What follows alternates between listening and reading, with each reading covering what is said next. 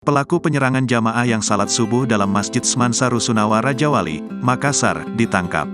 Pelaku yang diketahui bernama Wandi ditangkap tim Jatanras Polrestabes Makassar yang dipimpin Ibtu Fahrul dan Kasubnit 2 Ibda Nasrullah. Kasat Reskrim Polrestabes Makassar Kompol Devi Sujana mengatakan, dalam aksi yang viral di media sosial itu, Wandi tidak sendiri. Ia melakukan perbuatan kriminal itu bersama beberapa orang temannya. Hasil interogasi, Wandi mengakui dan membenarkan telah melakukan penganiayaan terhadap korban dengan cara menarik korban saat melaksanakan ibadah, kemudian memukul bahu korban sebanyak 1 kali, kata Kompol Devi Sujana dalam keterangan tertulisnya, Rabu, tanggal 20 Maret tahun 2024 malam. Wandi lanjut Devi, juga mengakui membawa senjata tajam dan melakukan pengancaman terhadap korban. Sementara pelaku inisial MZ, mengakui telah memberi senjata tajam kepada Wandi untuk dipakai mengancam korban.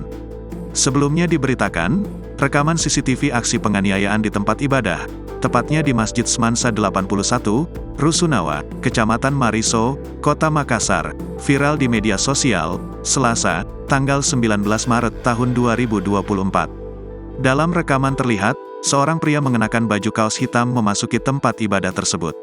Ia masuk saat jamaah tengah melaksanakan salat subuh. Pria tersebut tampak marah terhadap salah satu jamaah yang tengah salat. Bahkan, ia berjalan menuju seorang jemaah yang sedang melaksanakan salat lalu mulai menarik dan menendangnya. Selain itu, teman pelaku juga nampak berjaga di bagian depan. Kemudian, setelah itu, pria tersebut berjalan keluar dan mengambil senjata tajam. Setelah itu, pria tersebut kembali masuk sambil memperlihatkan senjata tajamnya. Namun setelah itu, pelaku kemudian keluar. Download Tribun X sekarang, menghadirkan lokal menjadi Indonesia.